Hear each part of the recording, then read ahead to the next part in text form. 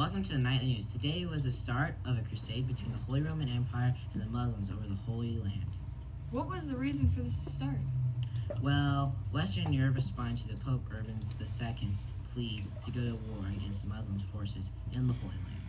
Do you think that there will be any more crusades in the future? Maybe, maybe not. It depends on how successful this one is. Makes sense. But right now, let's go to a reporter watching over a battle going on right now. Thank you for putting me on. I'm here in the 100-Year War, and today I'm going to interview a soldier. That's the way. Why are you here?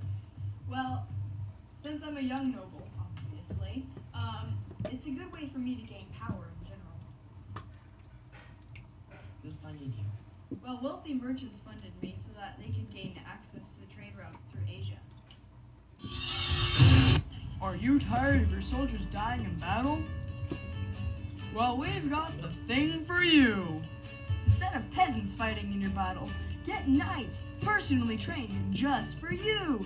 Only 5 coins each. Wow, what a steal!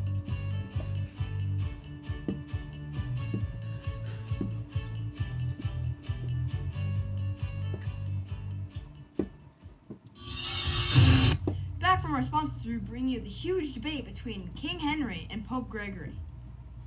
Yes, they are debating between who should be appointing the church. Tune in now to see the debate.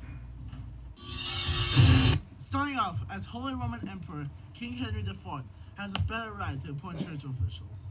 I control the church. I am the Pope. I should choose church officials. Nope! If anything, you're just a false monk. After this, people won't even call you Pope Gregory. Instead, just Hildebrand, purposely ignoring your papal name. Enough! I have excommunicated you from the church. What? No! No! No! Ouch, that must have hurt getting excommunicated by the church. Indeed. I wonder how King Henry will react to this. Please forgive me. I've been standing in the snow for 2 days. 2 whole days. Please forgive me. Maybe another day will make me think about it more. Okay, I'll stand here for another day. I promise. Tomorrow. After 3 days of King Henry standing in the snow barefoot, Pope Gregory has forgiven him. Well, we'll keep checking up on them to see if there's any more drama between them in the future.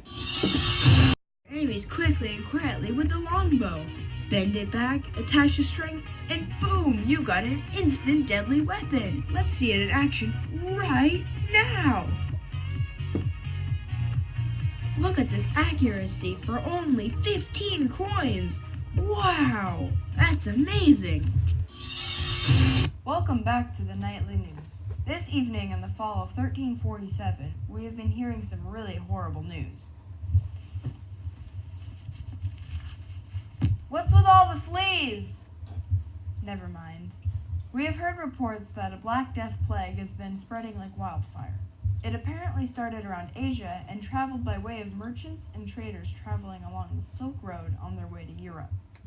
It is a form of bubonic plague that has killed commoners to kings. We have also heard that some Europeans suspect different types of people such as Jews, friars, foreigners, and beggars of poisoning their water wells. But all at the same time, these people are also reported sick. Monks and monasteries are among the hardest hit because they have helped treat the sick. Up to half of our population has died of this horrible disease. Some of the symptoms are painful and enlarged lymph nodes, headaches, fevers, and weakness. Bodies continue to pile up in mass graves around churches. And has anyone else noticed an increase of rodents recently?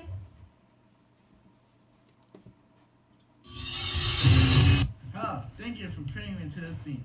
Today, we have Joanna Park, who's gonna be burned down. So, any last words, you witch? I'm not a witch! God, save me!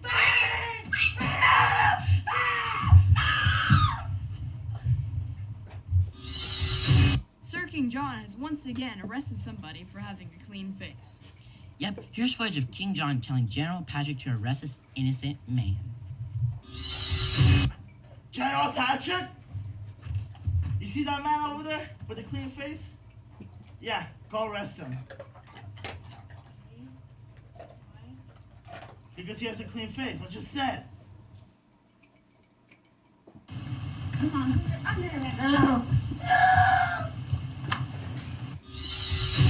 As you can see, a document like this is super helpful to all citizens because, among other things, it confirms the liberties and customs of our town, defends the freedom and rights of the English Church, and paves the way for trial by jury. This means that no man can be arrested, imprisoned, or have their possessions taken away except by, quote, the lawful judgment of his equals or by the law of the land, end quote. Thank you, barons, for convincing King John to sign the Magna Carta. It couldn't have been easy to get him to place limits on his power and admit that even kings are not above the law. We've been waiting a really long time for this. Oh my lord. Hildebrand! Yes, sir. Read this letter for me. Okay.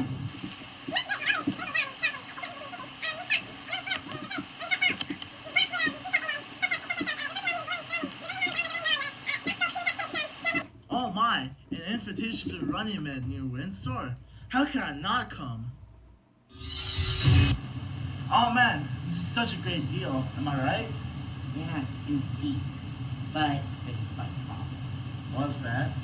You have to sign this contract, or we're gonna kill you. Well, fine. As you recall, the Magna Carta is the historic agreement between King John and his rebellious barons guaranteeing legal rights to all. Unfortunately, the Magna Carta in its own original version only lasted 3 months before King John violated its terms. Can't trust that, King. Thank you for joining us this evening on the Nightly News and our coverage of medieval Europe. We hope you learned something and tune in again as we travel through the centuries together. I'm Brandon Provost, signing out. Goodbye.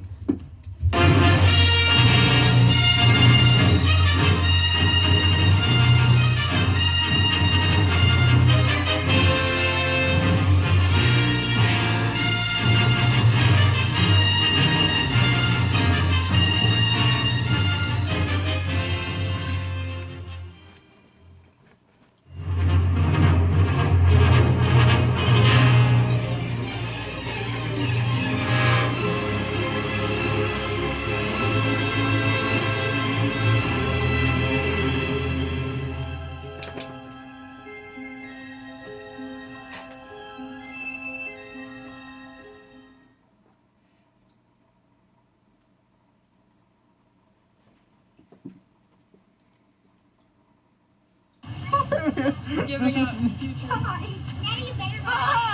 my name's Ryan. Hi, my name's Ryan. Let's have news. Hold up, No, it's not I want real. to be on news. Pretend. What?